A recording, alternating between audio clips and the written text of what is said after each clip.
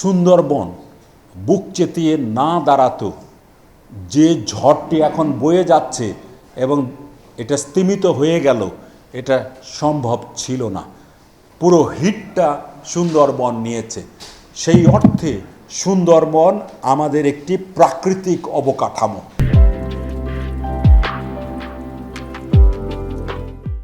52 বছর আগে আমাদের জাতির পিতা জলবায়ু পরিবর্তনের চ্যালেঞ্জকে আমাদের উন্নয়নের মূল ধারায় আনবার উদ্যোগ নিয়েছিলেন এবং সবাইকে গাছ লাগাতে বলেছেন।